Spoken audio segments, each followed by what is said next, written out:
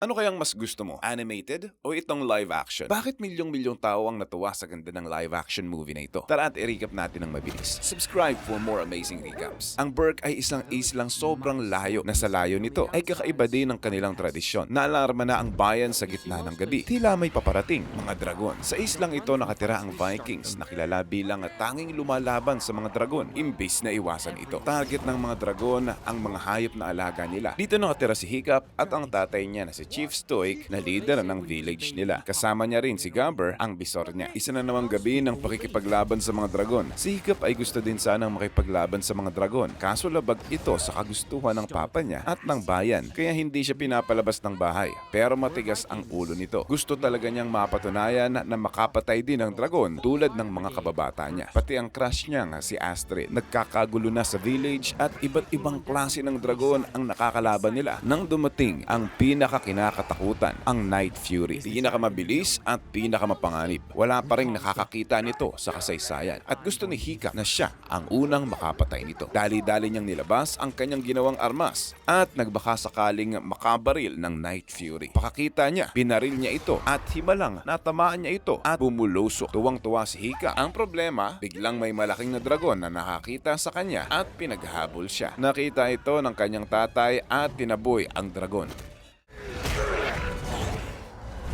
Wasak na ang village nila at nagsitakas ng mga dragon, dala-dala ang mga alaga nila. Dismayado siya kay Hiccup dahil tuwing lumalabas siya ay lumalala ang problema at napahiya siya sa buong village. Pag-uwi sa bahay nila, malungkot siya at nasabi niya lang naman kay Gobber na gusto niya lang naman mapatunayan na kaya niya rin talaga ang ginagawa nila at nagtatampo siya. Pakaalis ni Gobber ay tumakas din siya. Samantala sa pagpupulong nila ay tila nawawala na ng pag-asa ang iba dahil matagal na nilang hinahanap ang pugad ng mga dragon para puksain ito. Subalit di pa rin nila ito matunton matapos ang maraming kabiguan. Pinapalakas pa rin ang loob nila ni Stoic at humingi ng pamahiin kay Gothy at umaya naman ito. Natapos na ang pulong at nagsialisan na sila para maghanda. Kinausap naman ni Stoic si Gobber na siya ang maiiwan para magturo sa mga baguhan. Nabanggit ni Gobber na gusto talaga ni Hiccup na sumama. Labagman sa kalooban ni Stoic ay napilitan siyang isama na rin ang anak niya sa training. Si Hiccup naman ay patuloy ang paghahanap sa natamaan niyang dragon. Naglakbay siya ng malayo at tila pagod na ito nang makita niya ang natumbang puno at bakas ng bumulusok na dragon. Ito na ata ang hinahanap niya. Magkahalong tuwa at takot ang naramdaman niya nang makakita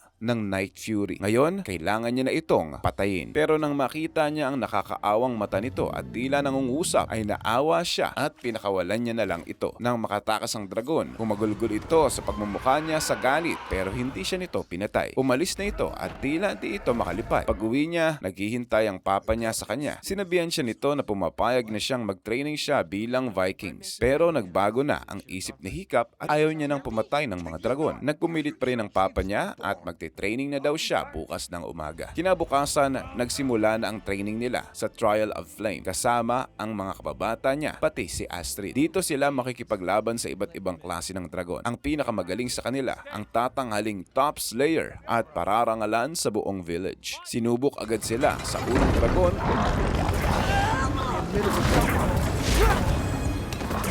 at lahat sila ay hindi pumasa. Binalikan niya ang Night Fury at natrap pala ito sa isang sanktuaryo at di ito makalipad dahil nabali ang pakpak nito sa likod. Ginuhit ito ni Hiccup at nagkatinginan silang muli. Kinagabihan, sinabihan sila ni Gobber na aralin ang Book of Dragons, subalit tinamad sila at umalis. Nasabi naman ni Hiccup kay Astrid na baka hindi naman ganun kasama ang mga dragon. Nadismaya si Astrid at naasiwa palalo kay Hiccup sa pinagsasabi nito. Sa paglalayag naman ng Vikings sa pamumuno ni Stoic ay susuong na naman sila sa madilim at malagim na lugar ng Halem. Umatake agad ang iba't ibang klase ng dragon, kaliwat kanan at winasak ang barko nila. Patuloy naman ang training nila Hiccup at sumabak na sila ulit sa panibagong dragon.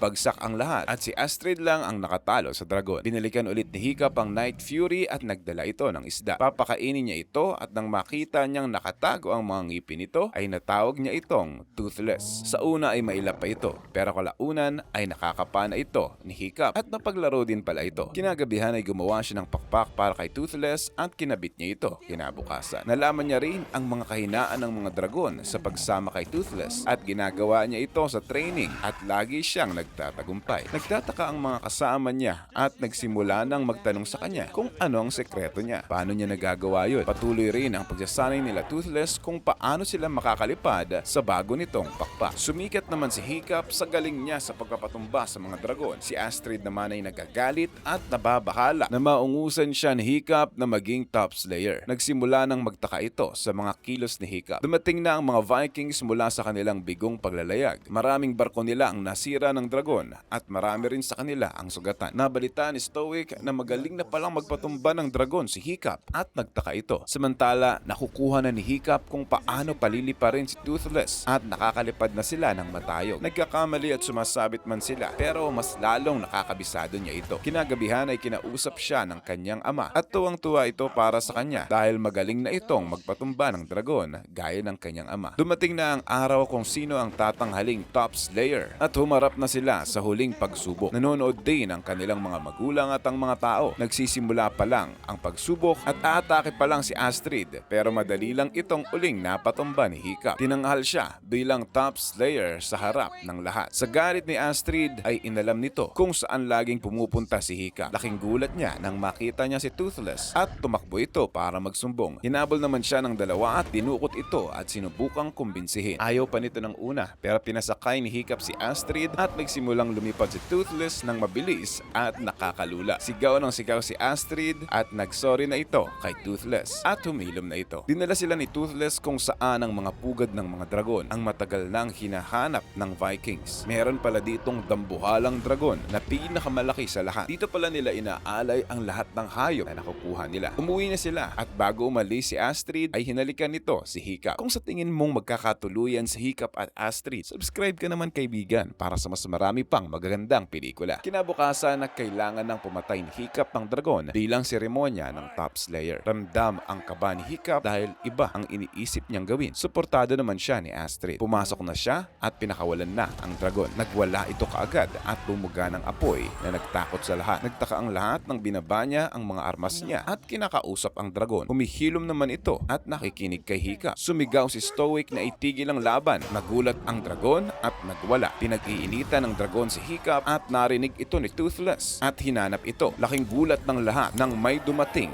na Night Fury. Naglaban ang dalawang dragon at walang awang nilampaso ni Toothless ang dragon at umatras ito. Kumilos naman agad ang mga Vikings para hulihin si Toothless. Lalaban sana si Toothless pero nang sinabihan siya ni Hiccup ay nagpahuli na lang ito. Nag-away ang mag-ama tungkol sa pag-aalaga ni Hiccup ng dragon na mortal nilang kaaway. Nabanggit din ni Hiccup ang tungkol sa pugad ng mga dragon. Tinanong naman ni Stoic kung saan at paano nila ito mahahanap. Naglayag agad sila papunta sa pugad ng mga dragon sa pamamagitan ni Toothless. Mabilis nilang natunto ang lugar kung saan ito at hindi rin umatake ang mga dragon dahil tila takot sila kay Toothless. Samantala si Hiccup naman ay inikayat ang mga kasama niya na sumunod sa pugad. Tinuruan niya sila kung paano paaamuhin ang mga dragon sa kulungan. Naghanda na ang mga Vikings at inatake na nila ang pugad. Nagtaka sila kung bakit nagsitakas ang mga dragon at hindi sila nilabanan. Nagising ang halimaw, ang pinakamalaking dragon at kasing laki ito ng bulkan. Umatras agad ang grupo nila Stoic nang makita ito. Bumuga ito ng apoy at sinunog lahat ng barko nila. Wala man lang kalaban-laban lahat ng mga ginawa nilang paghahanda at nawalan na sila ng pag-asa. Biglang dumating sila Hiccup kasama ang mga kaibigan niya at ang mga dragon. Nagtulong-tulong silang nilabanan ang halimaw. Pinakawala ni Hiccup si Toothless at tinulungan siya ng tatay niya. Inatake ni Toothless ang halimaw at pinag-initan sila nito. Hinabol sila hanggang sa himpapawid. Sa bilis ni Toothless ay hindi siya nahahabol ng halimaw at pinagbubutas nito ang papak ng halimaw. Sa huli ay nagpahabol si Toothless pabulusok at nang pabuga na ito ng apoy ay inunahan ito ni Toothless. Nasunog ang halimaw at bumulusok ito ng matindi na gumawa ng malaking pagsabog. Sa tindi nito ay nasunog ang pakpak ni Toothless at nahulog ito kasama si Hiccup sa apoy. Sa wakas ay namatay na ang halimaw. Si Stoic naman at ang lahat ay patuloy na hinahanap kung asa na si Hiccup. Nakita nila si Toothless na hindi na makagulapay. Nanghihina ito at di na rin makagalaw. Napaluhod si Stoic at umiiyak. Nalungkot ang lahat sa pagkawala ni Hiccup. Binuka ni Toothless ang papak niya. Prinotektahan niya pala si Hiccup sa pagbagsak at para hindi ito masunog. Natuwa naman ang lahat nang malaman na buhay pa siya. Nagpasalamat si Stoic kay Toothless. Matapos ang mahabang pahinga, nagising na si Hiccup sa bahay nila. Natuwa siya nang makita niya si Toothless na nasa kwarto niya na. Naputulan pala siya ng paa at pinalitan ito ng bakal. Paglabas niya sa bahay, magkahalong gulat at tuwa ang naramdaman niya nang makita ang mga tao at ang mga dragon ay nabubuhay ng magkakasama, nagkakaisa at nagtutulungan. Kinamusta siya ng papa niya at pinuntahan naman agad siya ni Astrid at hinalikan. Gumawa naman si Gobber ng panibagong pakpak para kay Toothless at ikinatuwa ito. Sa huli, kasama ang mga kaibigan niya ay lumipad sila sa kalangitan. Diyan na nagtatapos ang istorya ni Hiccup. Nagustuhan mo ba ang kwentong ito? Sang-ayon ka ba sa live action ng part 2? I-comment mo nga sa ibaba. Subscribe ka na rin para sa mas marami pang pelikula.